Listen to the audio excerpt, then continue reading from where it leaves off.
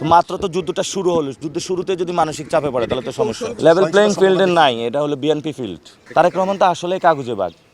আপনারা কি মনে করেন তারেক রহমান অনেক কিছু?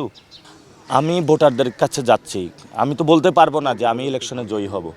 এটা মির্জা আব্বাসও বলতে পারবেন না উনি ইলেকশনে জয়ী হবে, যদিও উনি মাঝে মধ্যে বলার চেষ্টা করেন। তো আবার যখন ফিল্ডে নামেন তখন অবস্থা ব্যাগতিক দেখে আবার বাসায় চলে যায়, চিন্তা করেন যে না এটা তো ভোটাররা বলবে। তো যারা ভোট দিবে তারা এবার সিদ্ধান্ত নেবে। তো আমরা আশা করব যে আমার বিরুদ্ধে এমন কোনো জায়গা হয় না হেনস্থ করা, আমাকে ছোট বেয়াদব বলা, সব কিছু করা হয়েছে, হেনস্থা করা হয়েছে। মানসিকভাবে আমি 1 সেকেন্ডের জন্য ভেঙে পড়ি নাই, কারণ আমার কাছে যেটা মনে হয়েছে আমাদের ফাইটটা মাত্র শুরু হয়েছে। সংসদে গেলেও ফাইট হবে, বাইরে থাকলেও ফাইট হবে। বাংলাদেশ থেকে সন্ত্রাস, চাঁদাবাজ, দুর্নীতিবাজ ইনশাল্লাহ আমরা তাদেরকে বিদায় করব।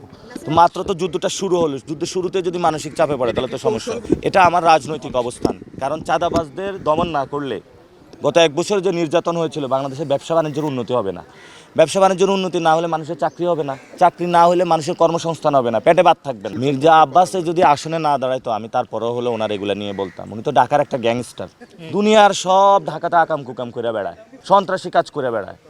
ওনার কারণে তো শাপলা চত্বরে এত ভাই শহীদ হলো। উনি যদি ওই দিন অ্যাটেন্ড করতো তাহলে তো এই ধরনের ঘটনা ঘটতো না। তারেক রহমান তো আসলেই কাগুজে বাঘ। আপনারা কি মনে করেন তারেক রহমান অনেক কিছু? উনি কেন গণ অভ্যুত্থানের পরে দেশে আসলো না? উনি কার সাথে চুক্তি করে এসেছে জনগণের সামনে ক্লিয়ার করুক। ওনাকে কে অধিকার দিচ্ছে আওয়ামী লীগের লোকদেরকে পুনর্বাসন করার জন্য? আওয়ামী লীগের যে সজীব ওয়াজেদ জয়, সে রাজনীতি করবে না করবে এটা জনগণ সিদ্ধান্ত নেবে, তাকে কে সিদ্ধান্ত নিতে বলেছে? যদি জনগণ সিদ্ধান্ত নেয় তাহলে তো সমস্যা নাই। লেভেল প্লেইং ফিল্ডের নাই, এটা হলো বিএনপি ফিল্ড।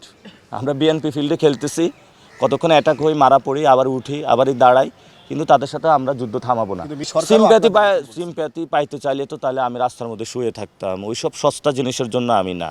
আমি সিম্প্যাথি পাইতে চাইলে অনেক আগে নিতে পারতাম। আমি ঘর পুড়িয়ে রাজনীতিতে এসেছি, আমি করতেছি।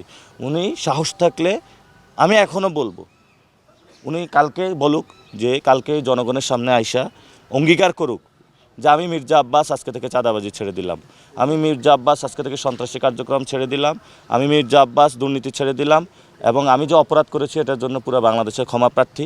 এবং সাথে সাথে যারা আমার কাছে টাকা পয়সা পাবেন আমি সবাই বাংলাদেশের রাষ্ট্রীয় কোষাগারে দান করবো, আপনাদের দিয়ে দিব।